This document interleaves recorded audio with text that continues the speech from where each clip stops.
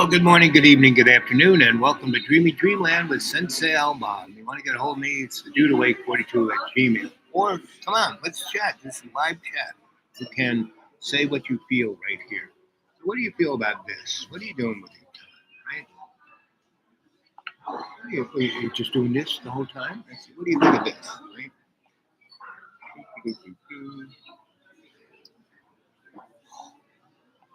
Welcome to Democracy Now!, democracynow.org, the War and Peace Report. I'm Amy Goodman.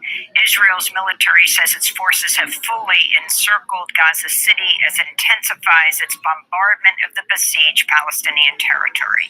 Israeli leaders say the ground offensive has split the territory in two, a South Gaza and a North Gaza.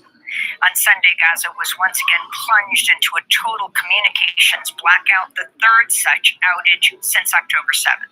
18 UN and other prominent aid groups issued a rare joint statement calling for an immediate ceasefire after 30 days of incessant and indiscriminate attacks. Enough is enough, the groups declared. The death toll in Gaza is nearing 10,000. Nearly half the victims are children. The UN says 88 of its staff have been killed, the highest number of UN deaths ever in a single conflict. At least 45 people were killed in an Israeli airstrike on the Al-Maghazi refugee camp Saturday. It's located in the southern area Israel told Palestinians they should seek shelter in to escape bombing up north. Photojournalist Mohammed Al-Alul lost 4 of his 5 children and other family members in the attack on Al-Maghazi. The news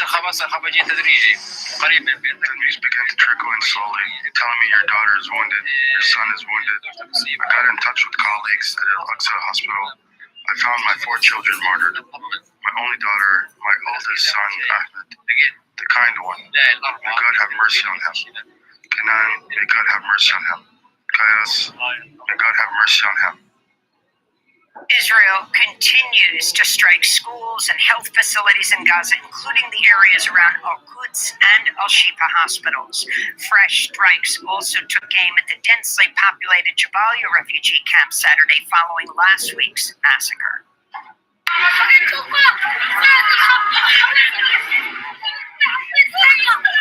I'm standing here. 3 bombings happened. I carried a body, another decapitated body, with my own hands.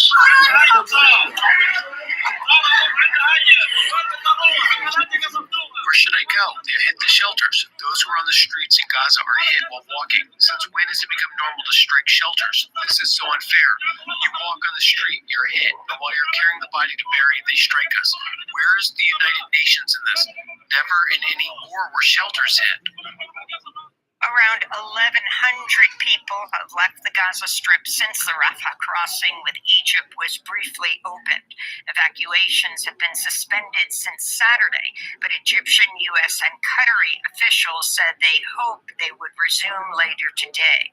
Meanwhile, reports emerged Friday that Israel was not allowing citizens of Brazil and Ireland to leave the war-torn enclave as retaliation for their government's criticism of Israel and calls for a ceasefire. This is an 11-year-old American Palestinian girl, Farah Saluha, who was forced to leave her father behind in Gaza as she traveled to Egypt with her mother and siblings. I'm very sad because I love all my friends, especially in school, because I was always happy with them, and I miss being happy instead of just worrying about my safety all the time. The start of the war was very hard because I was sick and we had to sleep. I couldn't sleep in my room. But then they told me to get out of Gaza, and I didn't want to leave Gaza. So I had to go to Rafah and sleep in different places, and we kept on moving, and I didn't want this. There was no electricity and no internet and no water. Lebanon's caretaker Prime Minister Najib Mikati said his government will file a complaint with the UN Security Council after an Israeli drone attack Sunday evening killed a grandmother and 3 children. The strike came as Israeli and Hezbollah forces have been engaged in skirmishes along the border over the past month. Hezbollah fired rockets into northern Israel in response. The group has vowed to retaliate against Israel if it kills civilians in Lebanon.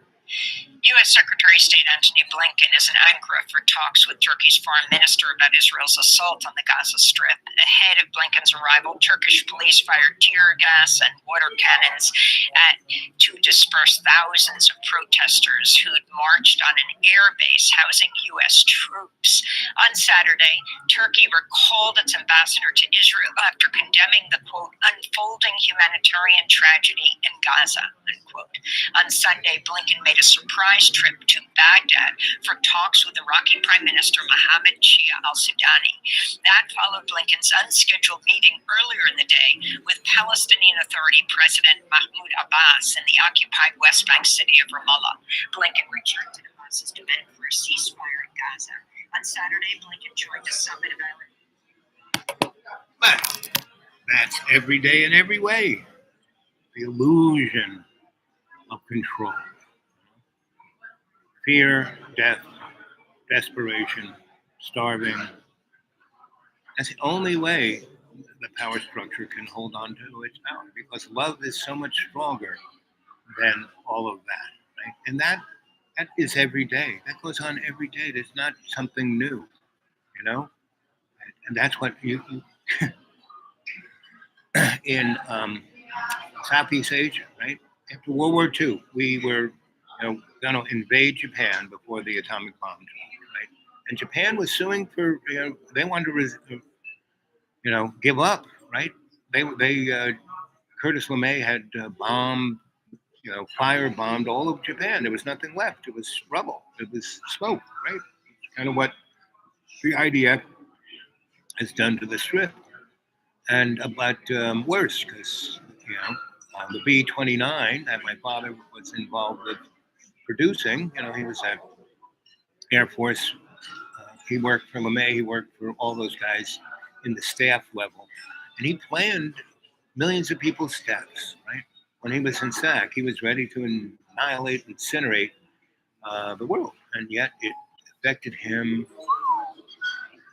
You ever see the movie or read the book, The Great Santini? That was my dad. But my dad didn't, he flew a desk, not an airplane. So he just became a bird colonel. He couldn't go any higher. In the Air Force, he didn't fly airplanes. He didn't become a general, right? So, and when you're bombing from, 30,000 feet, you don't see who you're killing. You don't even hear the bombs go off. In Vietnam, they called B-52s thugs, because the guys we went there, nothing could touch them until the Russians gave the Vietnamese, anti-missile SAMs. And then they started shooting down because the B-52 is a big radar target. Its tail is gigantic. It reflected unbelievably well until we, got on the ball about, electronic countermeasures. We lost a lot of B-52s. But we annihilated Southeast Asia, not just Vietnam, Cambodia, Thailand, all of those countries, right?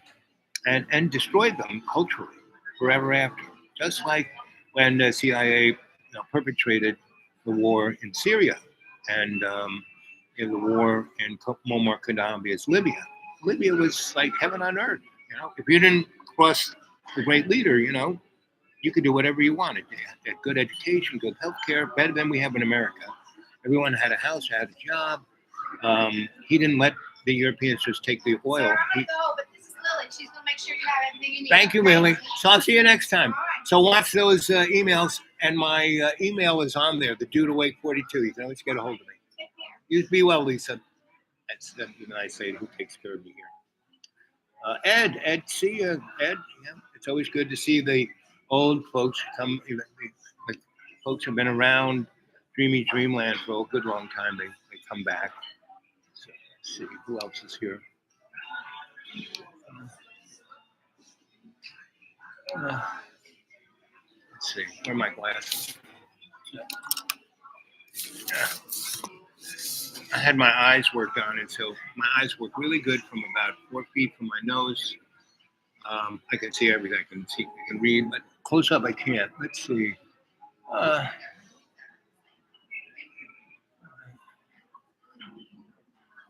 uh,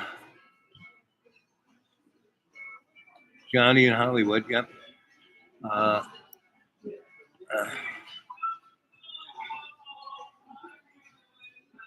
let's see.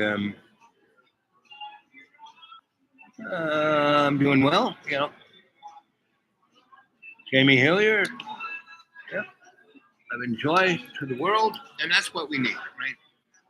So, what's going on around the world in Ukraine and you name it? Um, the bombs are falling out. It's hard to say, oh, this is just an illusion. When that kid was going on, that he was dragging a friend of his out of the rubble and he had no head. It's going to stick with that kid for a long time. And in the strip, more than half the population is under 12. So whatever Israel does, all it's doing, there'll be at least 750,000 kids who will survive this, and they will want blood, right? And this is how the hidden hand manipulates the human race, right? And I was telling the server about the movie They Live, or Them, John Carpenter's film, right? Go watch that. That's kind of what's going on, right? So come on, let's have some thumbs up. So let's pray right now, right? Our Father who art in heaven, hallowed be thy name. Hallowed be thy name. What does that mean? Hallowed, most holy. That name is it, right? So I'm writing I got 18 novels on the griddle, right? And the first 5 are in manuscript form, meaning 90% done, and I'm like going back and cleaning the loose ends up. Before I hand it to anybody who wants to read any of this stuff, get a hold of me at thedudeway42@gmail. I'll send it to you. I need people to read this stuff to give me, if you got Gmail, if you got any kind of email, I can send it to you. Gmail is, if you have GDOT command, bang, I can just send it right to you. No muss, no fuss. Some other emails, because, Gmail, Google is trying to own the world. They make it tough for anything. And we're not going to have an email for that much longer. It's all, what the strip is going to, everyone's feeling. My little electronic world is always messed with. And that's okay, because I don't even use it. And that's why they're annoyed, because I don't leave enough data to scrape, right? And because I don't use it, I talk to you guys, which is like straight up, here I am. And I look at stuff that other people send me, my threads, and I don't buy anything. I don't do any commerce. I don't do anything, right?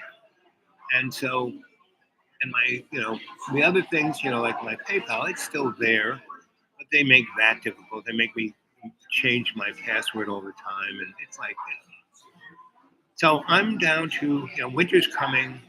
I live on $400. It's going to be interesting. Last Christmas, for a little less than 2 weeks, we had mother with 3 babies, and she's telling them to go left, and they're like going in 4 different directions. It's like kind of cute. Anyway, the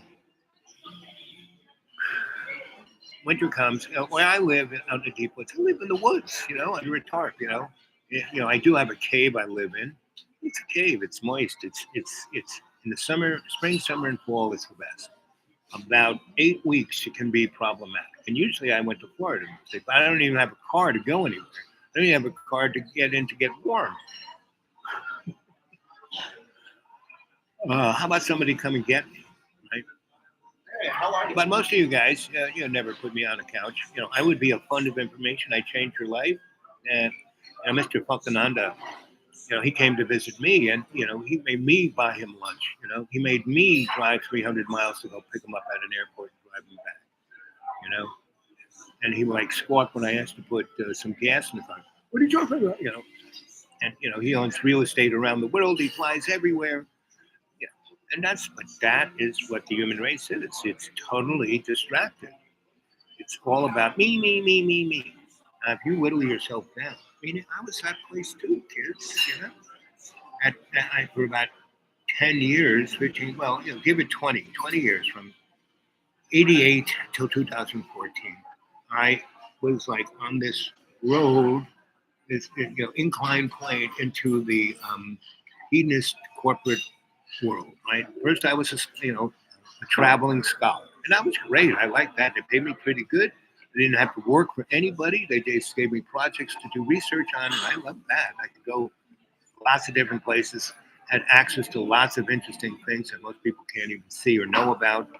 And, I would write things that never would get published, but other people would take my stuff and write it into the Hail Hydra format and then publish it. And so I got a lot of, from 88 to 2014, so from 88 to about 2006, I had a lot of that.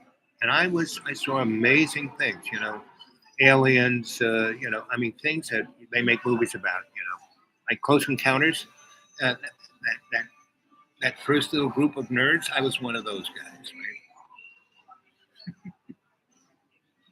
right? And I met a kid who's a mechanic, and he's a great mechanic. He's really brilliant, really sharp. He's a holler guy, right? He looks like me, but worse. And he's only 35. Because he's had no real anything, but he is really, because instead of doing meth and tobacco and drugs and alcohol and doing all that stuff that all those holler kids did, and then they died at 20-something or went to jail, he didn't do that. He worked on cars.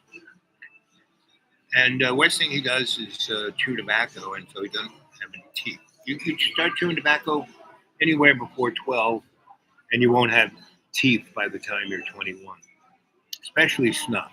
If you put a pinch there, it's the end of your teeth. And that's the most, if you really want to be an addict, you put tobacco right under your lower lip. It is the most absorbent part of your body, right? Instead of shooting drugs, all you got to do is put it right down there. So, but if you didn't know anatomy, if you weren't a kinesiologist like your Sensei Al Bob was, you wouldn't know these things. I mean, you have 9 different pulmonary systems. It's not just your heart pumping blood.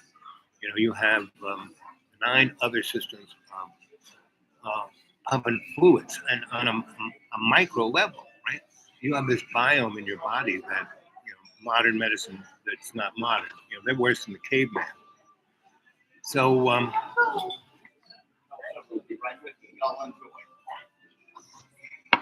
anyway, let me grab my coffee here. We're celebrating 2 birthdays. Okay. Well, thank you for being my Okay. We'll remember you.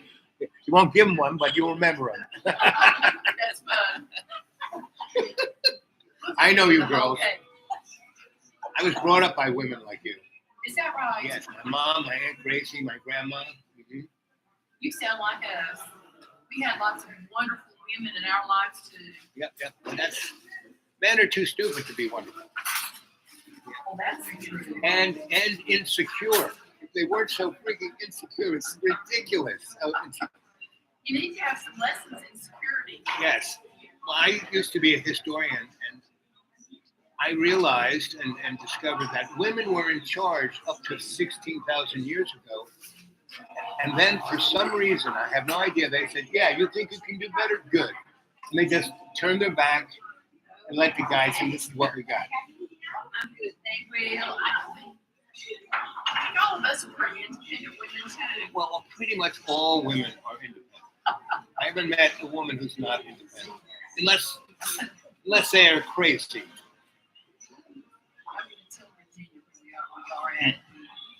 You ladies come here regularly? Is this your coffee clutch place? Well, this is just the first time together. Oh, really? I mean, Some of us live up here and some don't. But we have birthdays. We gather in different places. Oh, that's good. now. Did you girls go to school?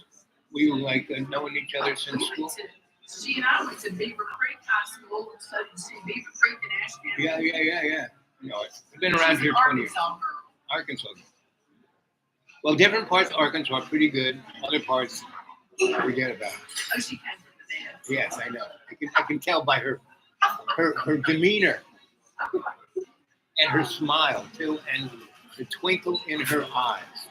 She's a retired nurse too. She's Yeah. smart. Were you ladies all nurses?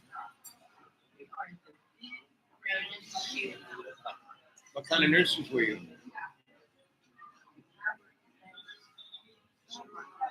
I worked at Forsyth in the emergency room and in surgical services. That's what I did. I was an EMT doing that. I would bring you the body. You know, when I was first beginning ER nursing, it was the advent of emergency medicine out in the field. Yeah. And that was like the 1980s. It didn't do it till then. They used to have cops bring those people from accidents, and they didn't know what to do. You just hop. A lot of the ambulances look like hearses. You Yes, just that's throw what they people were. They to- were hearses. Exactly. They were. And then they became ambulances Right. and treatment started out in the field. It was the advent of 1986, 7, maybe 84. I was at Cornell, and I was doing research, and Cornell has some serious hospital technology that they invented. So I was one of the guys they sent out in the field. How does this work? You know, so we would wire people up. Yeah, we did airways, we did lines. Yep. And we had some pretty cool equipment. This was in the 80s. We had these suit we could put people in if they were bleeding out and fill it up with air to hold them together. Yeah, that was a mask suit. Yeah. A mask suit. Yes. I remember all that. Yep. But the ridiculous thing is that nothing was like that until like the 20s, Well, they used the 2020. Vietnam War to learn a lot of field medicine. Yeah. Wars always do that. Yes. It was amazing what they learned. Yes, I worked at the VA during the Vietnam War, and that was kids would be basketball stars one year and no legs the next. Did you see Forrest Gump? Forrest Gump, the movie. Oh yeah, Forrest. Oh yeah. I mean, that movie was great because it told each moment of that period of time. It got Vietnam War really, really, really well. Lieutenant Dan. So I'm sitting here with some beautiful women. I'm always drawn to beautiful women, and they're smart too. So whose birthday is it? Yours. Oh, the two of you. No, just yours. Let me see if it's your birthday, let's see your palm. The hand you write with. Let's see. You're close to the vest. You don't suffer cool as well. Your balance of prosperity are pretty good. A lot of deja vu. Turn your hand this way. Yeah, round. And this so I can see the sun. No, you. No, yes. Really, my wife would call you, she called me stupid smart. Wow. Very, I'm stupid. yes. And the other thing that you have, you scare everyone, but your greatest thing about you is your empathy. Sympathy is, oh, that's too bad. Get out of my way. Empathy is, I've been there, buddy. I know what it is. So you have that in space. So, girlfriend, you're next. See, because you've been doing this, I can tell you want it. So you're a funny girl in that you never do anything the same way twice.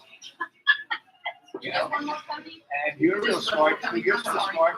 You keep it on the down low, so no one has to do anything. People knew how smart you were. They thought you'd do everything. That's not true.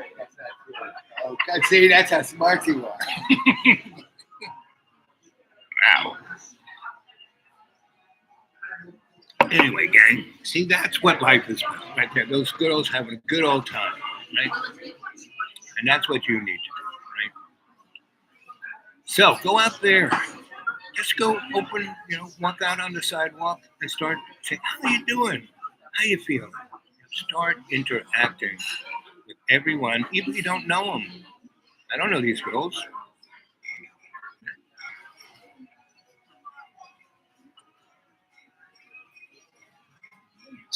Glasses to read. Remember, guys, put it in caps so I can read it. So,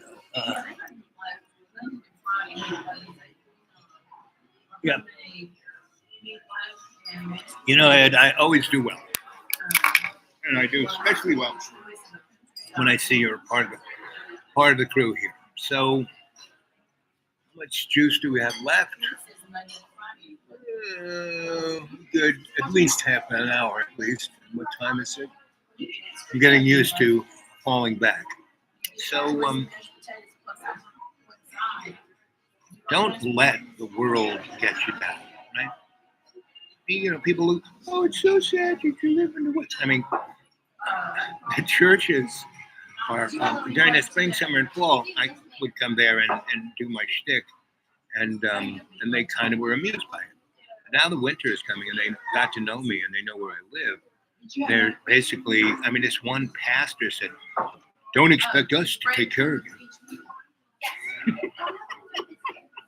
It makes his you know, some pump company wanted to charge him $26,000 to fix his well, and I went and looked at it and said, you know, I don't think it's the well, and I went and bought a $12.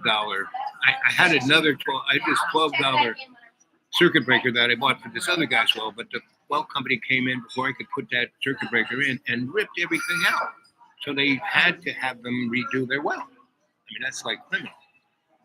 Very similar to what the mechanics did to my car, right? So anyway,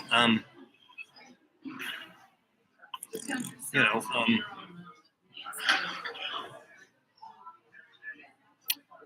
I basically stuck that circuit breaker in there because, you know, I didn't even ask the other guy, the guy who kind of takes care of everything, who's not the head honcho, but he really is.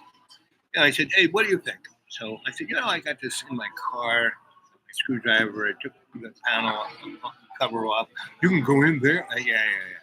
I stuck it in, put the new circuit breaker, hooked it up, hit the switch. Thing is still working now. And that same pastor that I saved $26,000 for said, don't expect us to take care of you. And then he told me to shut up, that I couldn't say anything in church anymore, and I shouldn't talk to any people, not even out. You know, stop talking to the people on the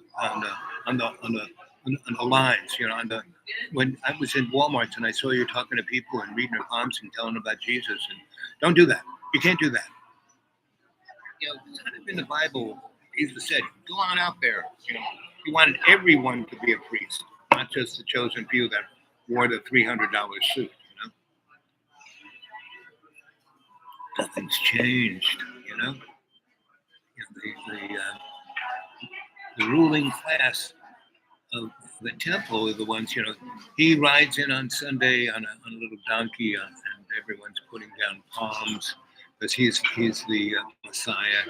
And the guys in the temple go, wow, this is going to be great for business. You know, we're going to have God right here, and we can show them around. They'll give us more money. We'll be able to change. Well, this will be great for business. And so I meet up with him and said, hey, let's have lunch Tuesday. He shows up, walks in there, and there are all the money changers, you know, charging interest. He throws them out, screams at him, you know, tells him what his father is telling them. And, you know, 4 days later, he's dead. Good Friday, not so good, you know. Tuesday to Thursday afternoon, not so good, you know.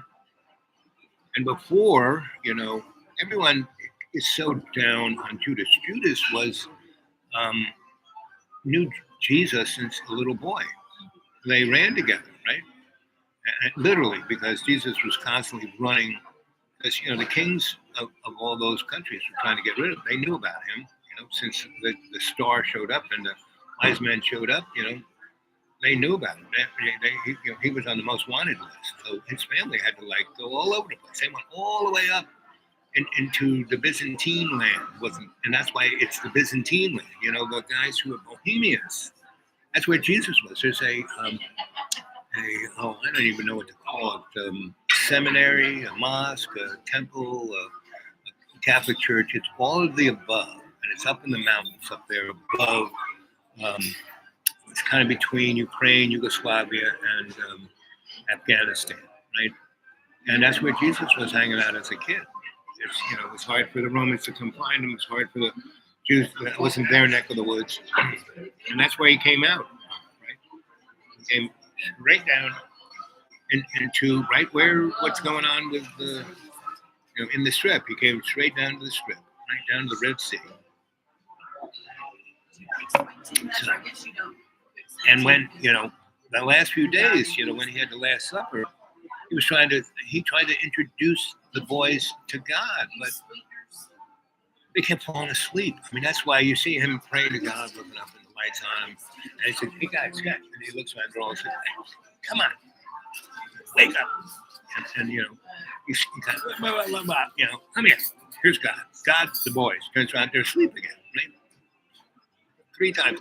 So the first time he's like standing and screaming at the boys. The next time he's on his knees and come on, please, come on.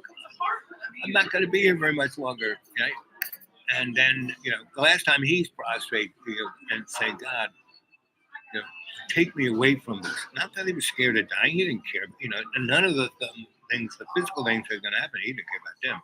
It was that he was going to leave all his work in these morons' hands. That's what. Right? And the only person he could trust to do what he needed to be done was Judas. In the book, it says that the Messiah will be sold for silver. It had to be done. The guy who Messiah had to die at a specific certain time. That's why the Roman guy came right up and speared Jesus in the side, because he had to die specifically on a certain time. And that's after, and that one guy had to make fun of him, and the other guy had to say, "Please, I'm sorry, forgive me." And then he croaked, and then everything was done. And that Jesus, and it's done. Right? So, get out there. Until he came back, right? And rose again. Just Lazarus, he was poor Lazarus. He was risen from the dead so many times, and and he was allowed to be dead for a while. So the first time, he was dead for 4 or 5 days. He wasn't smelling too good. He wasn't looking too good. Kind of looked like that picture of Marley, And then he came back, and I'm back, and by the 4th time, he said, "Jesus, don't do it again," Luckily for me, every time I came back from the dead, it was only a matter of minutes. It wasn't like days.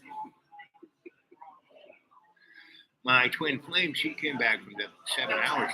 If I hadn't been there crying, weeping, and gotten in bed with her and just in the hospital, they couldn't unattach me. They took all the tubes out of her, and I was still weeping. And so we'll just let them. It'll be okay. And 7 hours later, I fell asleep. Had these amazing dreams. You want to read about it? You can get a hold of me at the Dudawake 42 at Gmail. Dudawake 42 at Gmail. Dudawake 42 at Gmail. Okay.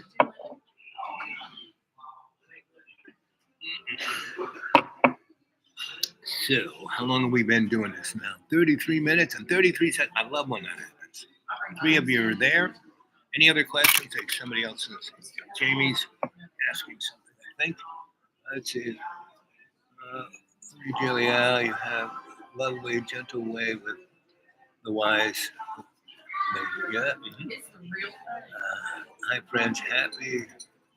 Johnny is in Hollywood. He loves it. Really? Let's see. Let's go.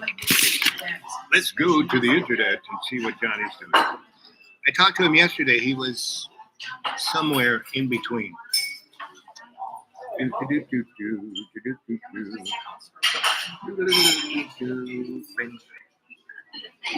Johnny in Hollywood.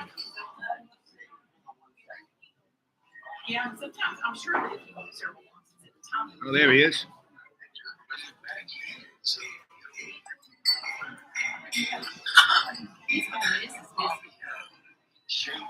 Admitted into the fancy hotel.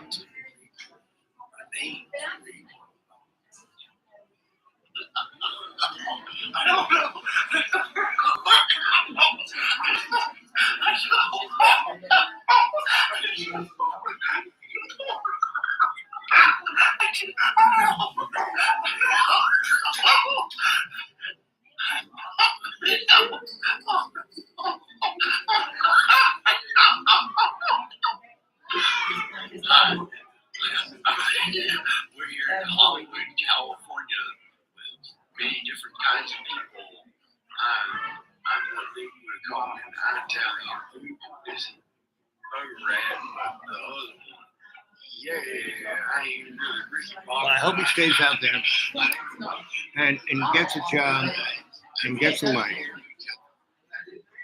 Yeah. Let's see. Let's give him a call. Let's give him a call. Or it stays pretty high, it's not good for your kidney. It'll be morning, I guess. This is about 1 here. Let's see. I get mine checked in December, so I'm trying to. There you go.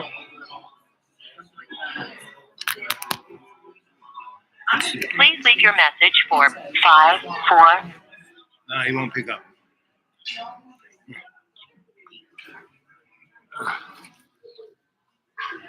Hey, John Boy. I'm on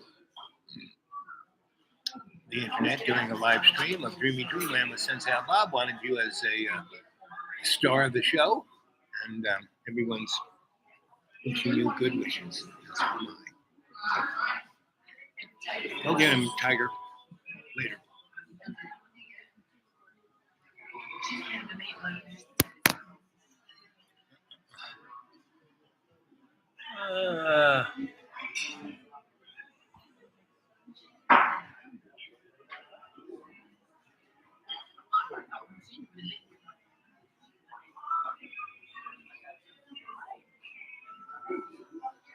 That's true. Yeah, Jamie, I knew all those guys, all of them, Jesus, Meher Baba, Krishna, Muhammad, Zoroaster. And so Muhammad, he's an interesting one because, I think Malcolm X was reincarnation of Muhammad because I knew Malcolm X, My grandma's house was just down the block from his temple. He called it a temple.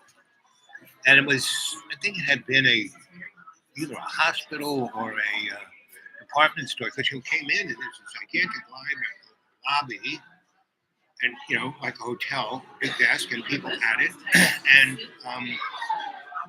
over here was a place if you needed clothes, you could just go in there and they would give you whatever you needed, right? No, didn't cost you. You were hungry, there was a place right over you could go eat, not a problem. Right? And behind that thing was a big space where there were couches and chairs and stacks and stacks of books. The most amazing, just right that was their backness with books. Right? And you could just go over there, and they always had tea. They had a nice little tray of tea and little cups of tea, and there were people there that were there to help you out, whatever problems you had, right? And you wanted to go to school, that up the second floor, there was a place you could go and study anything, get your high school equivalency, you name it, whatever, right? Then they had a real medical center if you had real problems. And then the next floors, they had places, dormitories and classrooms, and off in the back was another kind of building. It was part of the same building, but it had a big gymnasium, big open space. You could do theater in it. You could do a lot of singing. You could do a lot of stuff. Anyway, so I was a little kid, a peanut. This was between 3 and I left my grandma's when I was 6, 7 years old. Went back to my parents, and well, we would go there every Sunday. They would have a shtick because they were on Adam Clayton Powell Boulevard, and just a few blocks over there was the northern part of Central Park, right? And that's on the west side was Harlem, Hispanic Harlem, Caribbean Harlem. It's where Columbia was. It's where Cardinal Coffee had his big basilica, and it was a great university. There were 4 different theologic entities up there, and Thomas Merton was in one of them. And Thomas Merton was an amazing guy, and he was in my life from that point all the way until I was maybe 10 or 11. And then he was spending most of his time in Tibet, and that's where the CIA killed him. So, but he came to, Thomas Merton became a Catholic. He was a Methodist. And he fell in love with my mother. And he wanted to date my mom because my mom was dating everybody. He goes, "Oh, Tommy, you're so cute," because Thomas Merton used to write songs and sing songs to her at her window, her apartment window, and leave poems at her apartment and there where the tennis place is, Forest Hills. She was working at Roosevelt Hospital. She liked running the place, and she was running the nursing school. And all those student nurses, she would rent out to rich people to take care of grandma or who's ever sick, right? And nobody had, even the rich people didn't have money, but they had property and power and stuff, and that's what my mom was interested in. And so she had more connections than. And so Thomas, she'd have these, and she got this gigantic apartment in Forest Hills that she brought all her brothers and sisters from upstate New York to stay in. She got them jobs like at Macy's, and Aunt Gracie kind of ran the hospital at Macy's. And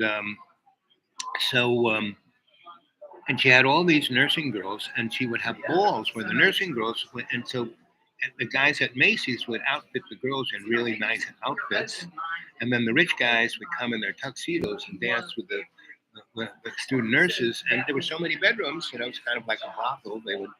They would have a thing, and they would get a little present, and that's something, And that's what that was my mom. My mom was party central girl, Miss Politician like you can't believe, right? When I got into politics and I told people who my mother was, okay, I'll do whatever you say. I mean, my mom was Marilyn Monroe and Adolf Hitler. Right? She had this Irish thing going on and this Nazi German thing going on. Right? So,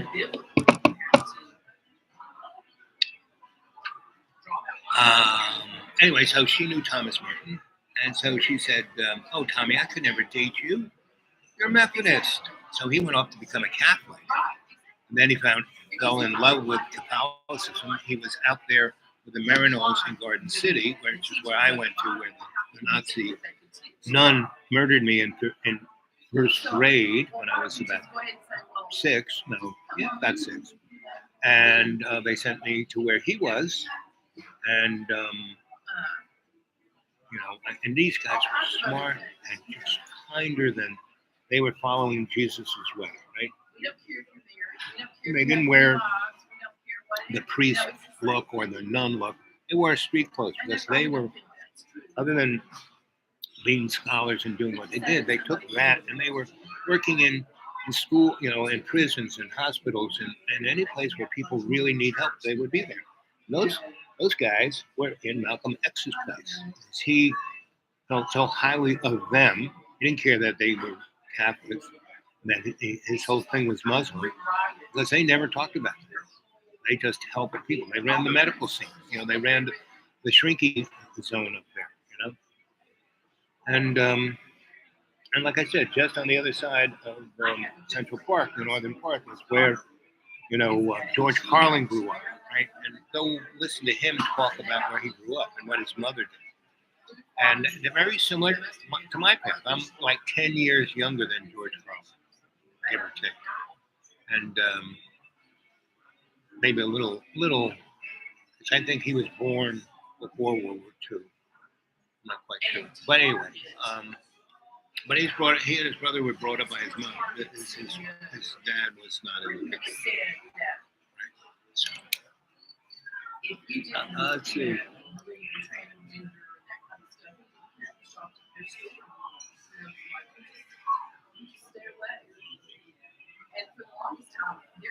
Yeah, no kidding. John is amazing, and if he would just see comedy, I worked in theater, and I was really good. I mean, I went to 2 big theater schools, and I had started working in the theater, the technical side of theater, when I was 16.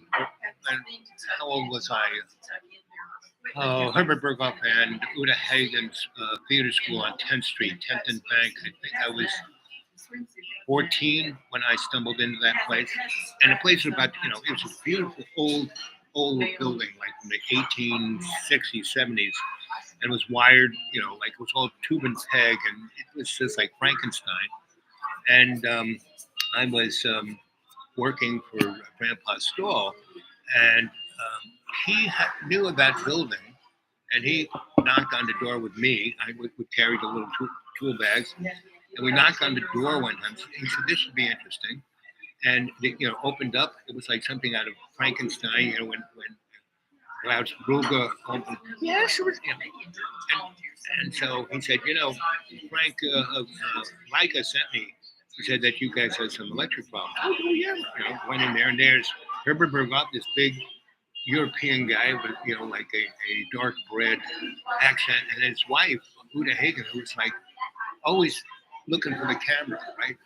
And it was beautiful school, beautiful. They laid it out great. They had 3 or 4 black box theaters that they could do scenes in. They had a nice theater space, and they had classrooms, and they had dining halls, and they lived there, and they had places you could crash. And it was very bohemian, right? When I lived in Bohemia, I said, wow, this is just like Herbert. So man, I fit right in, and I spent that whole summer. We put a new service in. We ran a sub piece and panels everywhere, and then ran out outlets and lights, and that's where I really learned about theater lighting, because they had the instruments. They were like from year one. Everything was covered in asbestos, and I said, this stuff will kill you. And so I just clipped it off and replaced it with like modern. Said, I'm not going to do this, but you find someone you don't like too much and have them clip it here and here and save these plugs, and I'll come back, right? I do too. So anyway, that's where I got to theater, right? And when I went up to prep school, I was really into theater, because I would I'd be rewiring stuff, and I'd be watching these guys from up there, right? And Herbert and Uda also were film kind of folk back in the day, and Herbert would talk to me about film, not just theater, but acting, but film, right? And about crane shots and this and different angles and how to make effects. Because I was putting it in here and saying, in theater, if you take that point of view and light it, because half of movies, the cinematographer is all about lighting. He's not behind the camera. I mean, he is behind the camera, but 90% of his job is, so I got school to be a cinematographer, right? Lighting, right?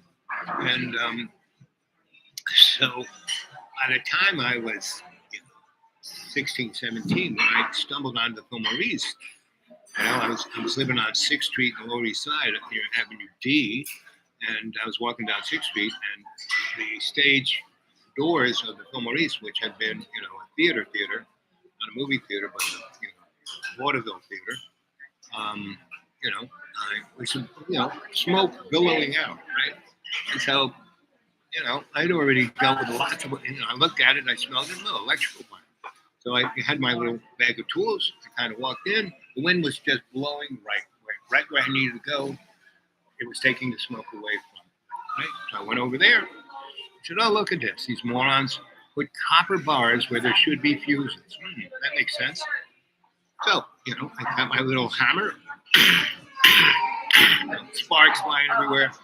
But it stopped the building from burning down, right? And then I said, oh, look, a chemical fire extinguisher. Right? Put it all out, right? And within 4 or 5 minutes, everything, the smoke wasn't there. The wind was blowing everything out. And someone smart, opened up the stage doors and opened up the doors from the theater to the lobby, and the lobby door, so the wind was blowing it out. And who shows up but guy who owned my boss, Bob Goddard of Joshua Lights and Pig Light Show, right? He's the lighting guy for Billy Graham, not the evangelist, but the nice Jewish boy who had the Film Maurice. So those guys came down, and was like, wow, what just, and they look at me, little kid, haven't really grown yet. And I've got the hammer in my hand and the extinguisher in the other hand. I kind of got a little foam on me, and little parts of I had longish hair, and so they were kind of burnt up a little bit. And they were saying, "This guy's amazing. He just came walk up the street. We thought the building was going to burn down, and he went after that panel that always sparks, and he just tore it apart." And so that wasn't all of the power; it's just the backstage power. And so.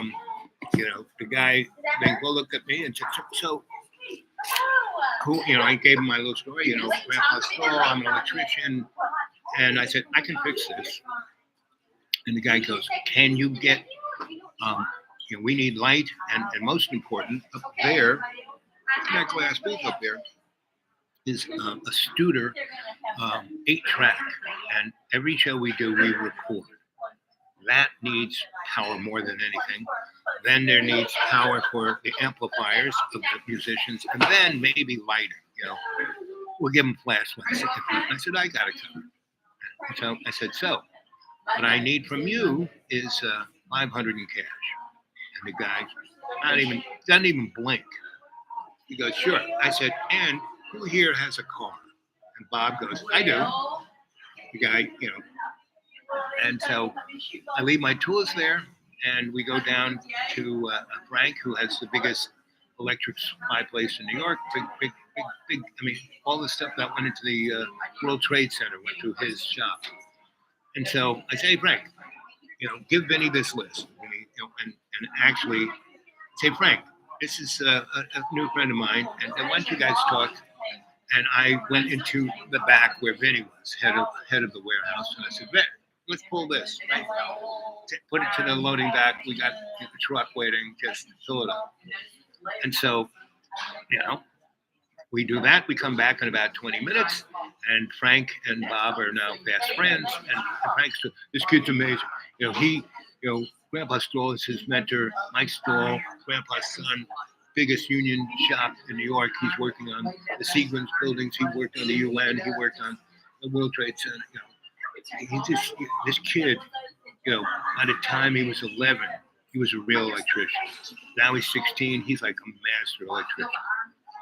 He says, you found the goose with the gold. So you can't get the guy who has the biggest supply house is telling this guy, because now Frank is a smart boy. He realizes that just by the list I showed him, that I'm going to be doing a lot of work. A lot of materials are going to come out of his warehouse going into these kind of places. And he wanted to expand his horizons, because Frank actually loved theater.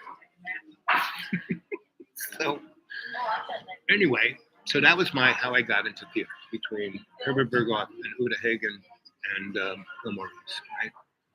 And that's when I became the dude, right? And then from there, I built nightclubs and fancy restaurants. And so by the time I was 20, I had done at least 8 really super fancy restaurants, and like Windows on the World, And when that happened, I was a local 3 IBEW, union electrician, and at 17, I became a journeyman. By the time I was 19, I was a master, and by the time I was 20, I was a steward. Usually all the other, when I would go to these steward meetings, all these guys were in their 50s. I was like 19 and 20, and because Grandpa Stoll started the IBEW, I had, a pedigree. That's how I got there. But I wouldn't have gotten there if I didn't have the gravitas to do the job. And I did stuff.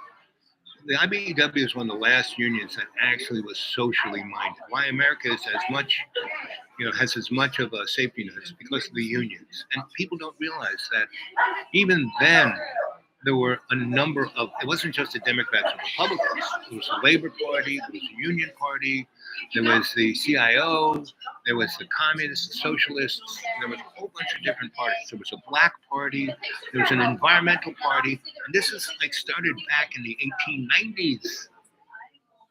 There's a Women's Party. You know who started nonviolence? It wasn't Gandhi. Gandhi was an Indian jail, beat up. You know, he thought he was a rich English white guy, but he wasn't. So he was a lawyer. So he was wearing a nice suit. His skin was dark. He was in South Africa, and he was on a first class carriage. Right? They threw him off, and then people found him and they beat the crap out of him and stole his stuff. And so he's like in his underwear, and then the cops came and grabbed him and threw him in jail.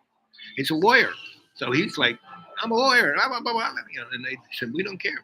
It's not justice. It's just us. And so they threw him in jail, and the only person he got to see was the Christian folk who gave him a Bible. And in the Bible was a flyer for the women's movement, Carrie Nation, and those guys from Seneca, right? And he was like, and just this little flyer, like, you know, 2 pieces of paper with, you know, 4 pages on either side, and he read the whole thing. He said, right? So that's where he got nonviolence from the Seneca movement that started in the 1870s, 1880s, right after the Civil War. So it's, you know, so and that's how I met Jimi Hendrix, you know. So I was the dude in all these clubs, you know. And you know, I had my own business. I had Grandpa Stoll's business, and I had Mike's, you know, local 3 union business, and I had this business. I had like 4 businesses, and I was being an artist and a social activist, right? And I had a great life, right?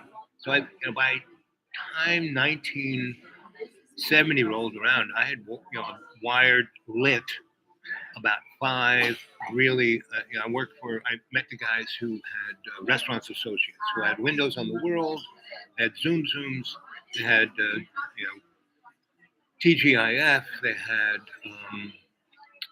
what's the thing? It's a really super fancy restaurant in Central Park. I forget its name. They have that, and it's like you can't get a reservation for years for that place. I could just walk in. I had a table always waiting for me by the lake, you know?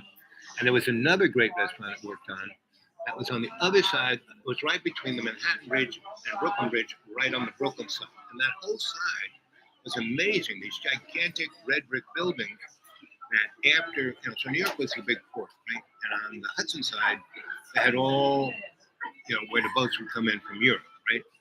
East River had to be developed. And so by the World War I, industry was being done there. And past that were Queens, you know, past the Williamsburg Bridge, between the Williamsburg Bridge and 59th Street Bridge.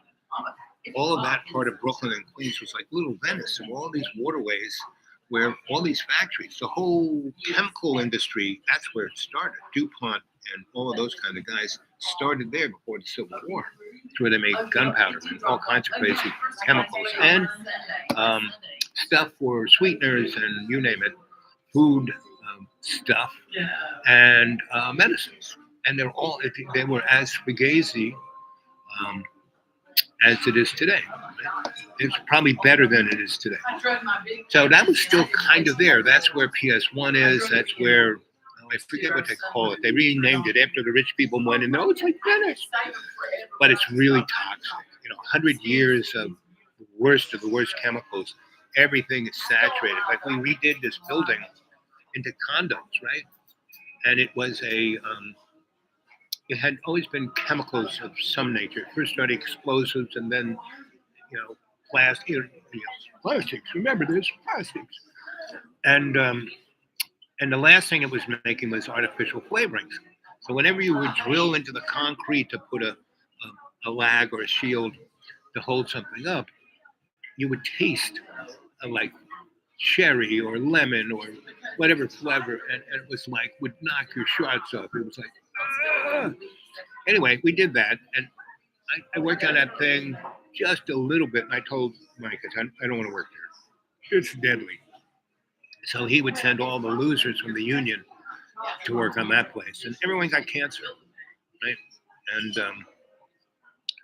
And pretty much all the people who bought, so all these rich people bought the spaces and wanted whoop-de-doo lofts built. So that was one of my little jobs is making the rich people's, you give me a space, I will turn it like theater, right?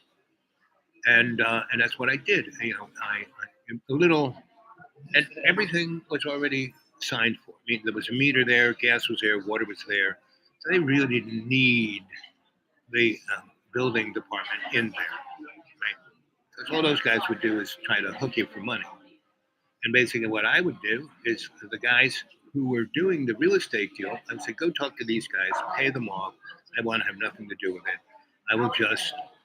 And so we had a shop right nearby this place where this restaurant was. When we built this restaurant, so we want to look at this view.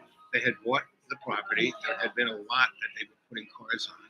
And they wanted to put a restaurant there with this view because these two gigantic Brooklyn Bridge and Manhattan Bridge went on either side. And so you saw all of Manhattan. You could see everything from the Statue of Liberty all the way to Harlem. And these two gigantic bridges. It's a shop that Woody Allen used in Manhattan, right? And so they said, we want to build a restaurant here. And I'm looking at it, and I'm going, no, this is going to be tough just there is no here. Well, there's this big lot. I said, no. And I said, let's get a boat. So we got a boat. We went out there, and what looked like land was really built on top of what had been a dock. There was nothing that would, would support anything going down. And garbage was on top of that. And I said, no. I mean, from the boat, you could see this, right? And so I said, you know what? Let's go upstate and get a barge, a really big barge. And upstate, let's build the building you want on that barge. And then we'll have one of those big Marin tugboats, take it down and just park it right here. And that way you don't have to have the building inspectors or anything. And we will just have the electric service, water service, the gas service, and the septic lines just ready. And that can all be inspected and okay, no problem. Like a big boat was going to dock there, right? And that's what we did. We did a naval, all to codes, and we put this gigantic barge with the most fancy, all glass around. The views were amazing. And that was my little idea. And so I would do that idea after idea after idea. I didn't make it into my career or my business. No, I would do it. It would be loads of fun. I put together a great crew, and we would do it. Everyone get paid really well. And at the end of the day, after me being really paid really well, they would give me a paper bag with a lot of cash in it. I would go live in Ireland or Spain or Sweden, or that was that period of time where, where's Hal? I don't know. And then I'd come back, and it was like I would come back, for almost 20 years I did this. And when I would come back, it was like I never left. Things changed, but it always stayed the same for me, right? So, but after 88, when I came back in 11, I could have stepped back in. I had a lot of friends like, oh, stay here, let's do it. But I already done it. And in 88, after my twin flame died in 84, I basically said to myself, well, from this point on, I'm going to try and not get stuck in ruts. I'm not, I'm going to, whatever I'm involved with, I'm going to do 100%, experience it 100%, and not worry about anything. Just do it 100%, and do it with the we in me. It's not about me. It's about the we in me, because that's the most fun. And that's how you get the best outcome. All these projects I was part of, it wasn't about me. It was about the we in me. And then after it, everyone would be, paid off really well. They would have they'd have their opportunity to do whatever they wanted to, and that was my biggest rush to do. That's why I have 128 godchildren, and Rosario Dawson, the girl who's in the Star Wars things with a thing coming out of her head. She was in a lot of movies, Men in Black, and right, and the Runaway Train, and a whole bunch of movies, right? Well, she was one of my 128. She grew up. Go on YouTube, go see her. Whenever she has to go on some talk show and talk about her film, and those guys will always say, "So I hear you were a squatter." And she go, "No, I wasn't a squatter. I was a homesteader." And she would go into the whole rap because her mother still lives in the apartment that we took over, and her whole family is still there. And that real estate gave all of those people the equity to have a life. Because in America, if you want to have a life, you need to have real estate, right? So,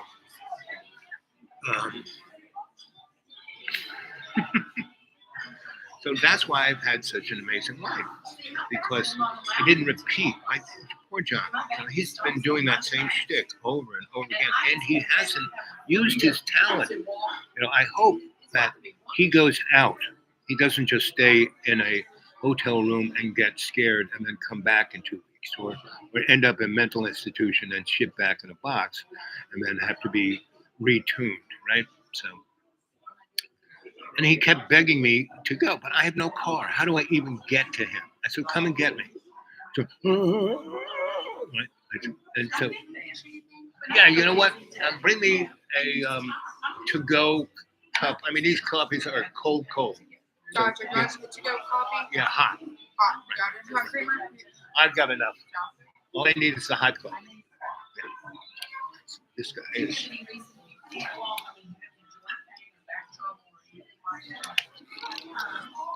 Come on, she's old. Of course she's got all this problem.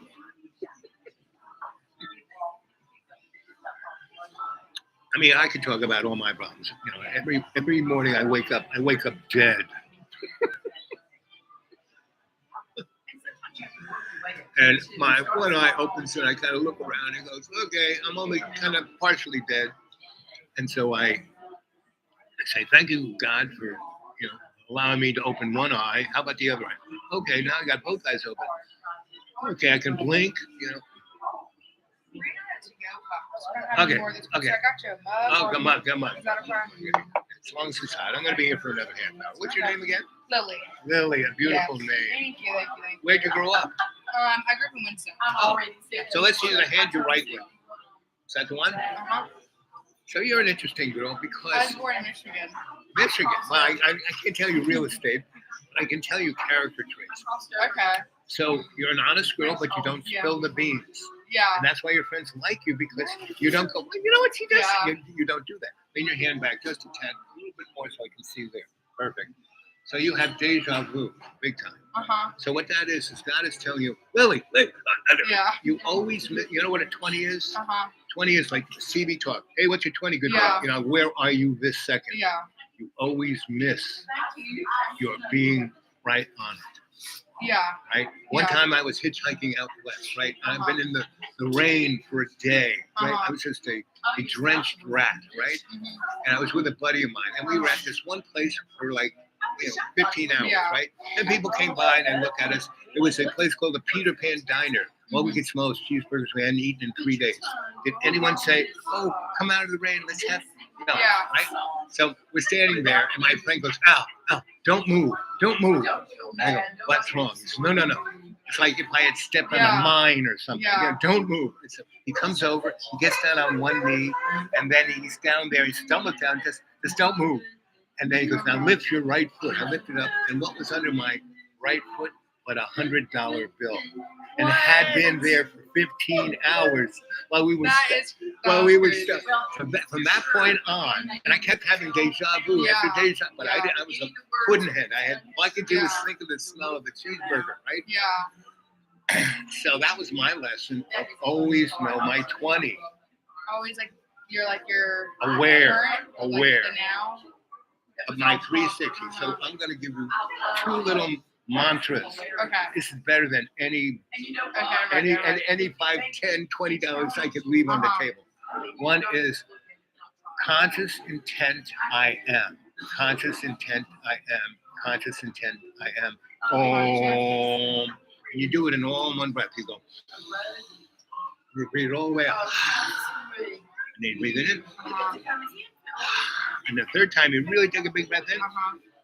Conscious intent I am. Conscious intent I am. Conscious intent I am. No. Conscious intent I am. Yeah. Conscious intent I am. Conscious intent I am. Oh, which is mean God help me out here, right? And you do that at least 5 times a day. Yeah. You do that before you get in the car and drive away. Yeah. And the other one is conscious awareness I am. Conscious awareness I am. Conscious awareness I am. And that's your 360. So So being aware of everyone around you. yes. See, you let people get in your grill all the time, but you don't see that moron 3 blocks away. Yeah. But if you're conscious of where you are, you're going to see that moron 3 blocks away, Yeah. and you are going to just not be there when they show up. Yeah. You do those two things, consciously intent, That's you'll pick up the Benjamin under your shoe. uh-huh. Conscious aware, you won't be there when a moron shows up. Mhm. And if the rest of the human race did this, Yeah. we wouldn't have any wars, we wouldn't have any famine or sickness or any those two things. Yeah. Remember, the Well, big that's breast. some good stuff right there. Yeah, I that's some definitely good needed stuff. that Yes, right now, I know. That's so- why I told you, girl. Yeah, that's crazy. Yes, it's So thank you. Thank you for that. nothing just happens. You know, Lisa Yeah. handed you off to me because she knew I would do this. Yeah. Sure. Yeah, baby. Thank you. Oh, the I lady- stick around what? for some more coffee. Yeah, yeah. To top it off to warm it up. No, I will You're good? come back in 10 minutes and I will gotcha. empty all of I these. gotcha. Yep. Thank you, Lily. Somebody told me about mustard a long time ago. Yeah, I go down at night if I get a cramp. You know what the mustard has in it that does your cramp? Turmeric. Turmeric. You can forget the mustard. Go for the turmeric. You can buy it over in the health food store at Walmart. It's turmeric. And That's, dill pickle juice. that's the same thing. It has turmeric in it. I don't like it. Well, you know, But that's because you don't like vinegar. You don't like, but you get it in a pill form. You don't taste it, and bingo, it takes care of it. I have really bad diabetes, and I take cinnamon, turmeric, coumarin, right? what's that third thing? Coumarin, Okay. and that's another. It's a Middle Eastern, and if you eat Middle Eastern food, it's like if coumarin. You know, And the other thing. cinnamon, turmeric, cayenne, not cayenne. Cinnamon, turmeric, the other one. Starts with a C. And if you go over to Walmart, so usually the turmeric is with this other thing in it. Oh, okay. Right. Yeah, so you'll see it on the label, right? But because I used to take metformin, it used to kill me. I mean, the side effects were like, no, that's those 3 things. And I take care of my diet. Hey, birthday girl, come here for a second. Here's my card. Owl. Yes. And I have a YouTube channel and it's my curriculum vitae and a business card there. I see. Yeah. I'll give you girls one too. Yeah. That's good too. Yeah. That's great for blood flow. And my card. Honey bun. Yes.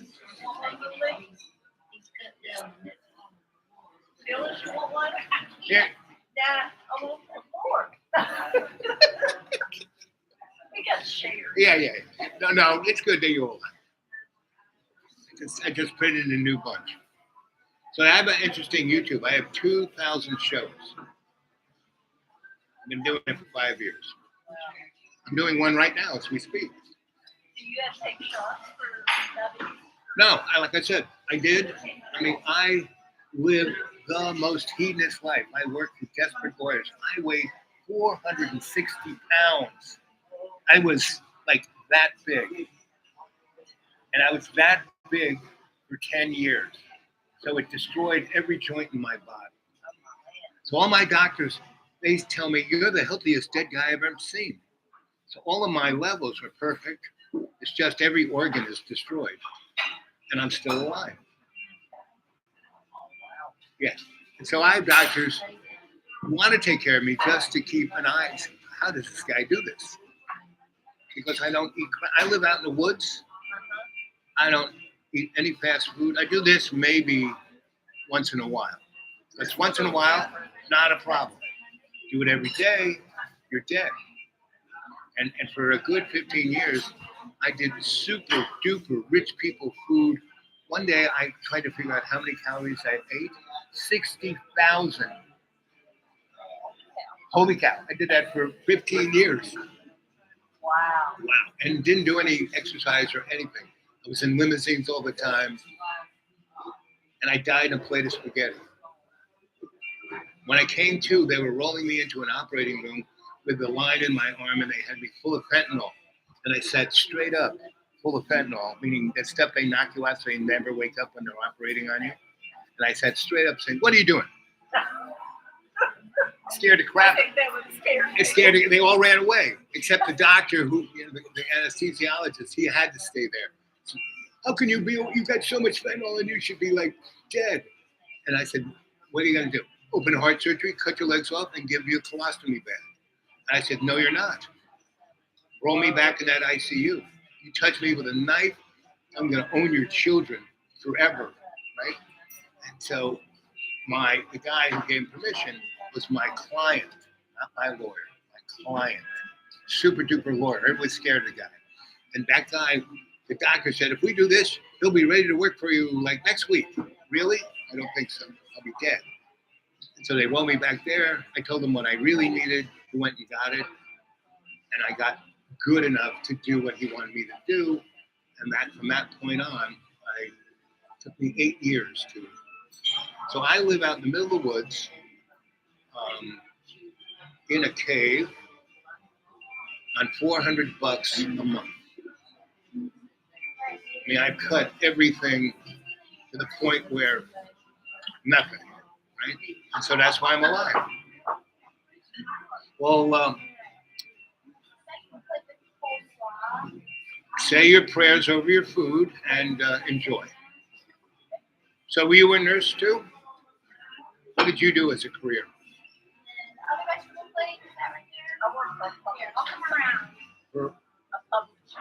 Oh, do you still have connects to the publishing world? And then your potato, and then hybrid of the rabbit, and you need some ranch, and then I got your bread and your pasta.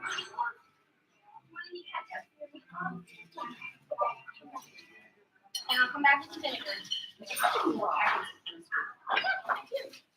I just need some red cream. We can cut out 3 little packets or something. Okay, I'll do that. Or, so if you would, darling, Miss Publisher, when you look at my card and you watch a YouTube of mine, you go, "This guy's nuts." I'll have my email there, right? Just say, "Hey, I'm the publishing girl that you saw at Cracker Barrel, and I will send you one of my novels." We don't do novels. What do you do? We do reference books, Well, my novels. colleges, and So I would say I wrote those things. So my novels are like reference books. it's very hard to get in there. So do you know any other publishers that do novels? You must know other people.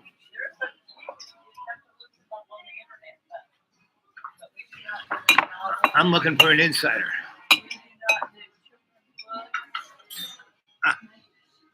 Well, get a hold of me. You like to read novels, don't you? Do you read novels? Then again, for your own entertainment's sake, send me an email. I'll send you a novel that All right. Anyway, there's 4 of you there. What are you saying here?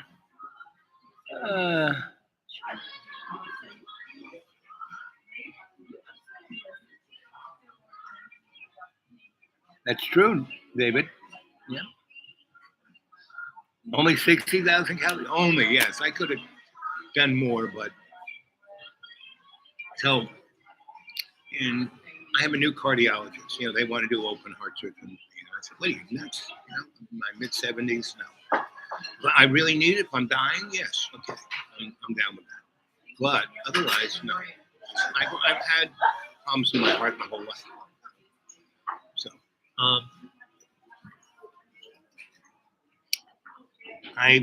when I went to see the cardiologist for the first time, I had found a pair of pants, right? That was 62 inches, you know?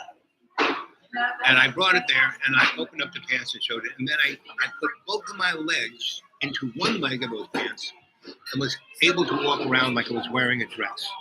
I said, this is the pair of pants I use for you. And the guy looked at me like, whoa.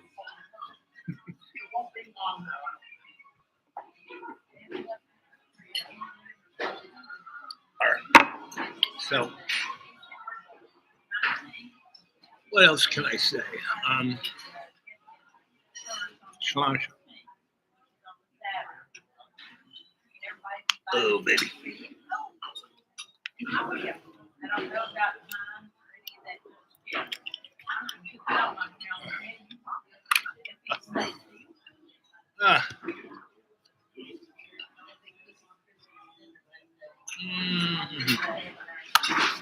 What else can I say? Oh, wow. Let's see what time it is. Oh, yeah, I think it's time to go. How much do you? Ooh, yeah, I'm getting down in the red zone. That's never a good thing. Okay, kids, I told you enough stories. More thumbs up. I'm glad. I really appreciate everyone who chimed in. And you want to talk mano y mano? The dudewake42 at Gmail, dudewake42 at Gmail, dudewake42 at Gmail. My PayPal still works, but they want me to change every time I get them. Oh, change your password. We want you to join this. We need to be able to scrape your data, blah, blah, blah, blah, blah. It's like, no. And so I have about $10 in there that I could get. Somebody left me, but I'm not worrying about it. Right? But if I can get somebody to figure out how I can realign my PayPal without having to do all of that, I will say, hey, put some PayPal. But you want to do something more mano y mano, get a hold of me at the dudewake42 at Gmail, dudewake42 at Gmail, dudewake42 at Gmail, right?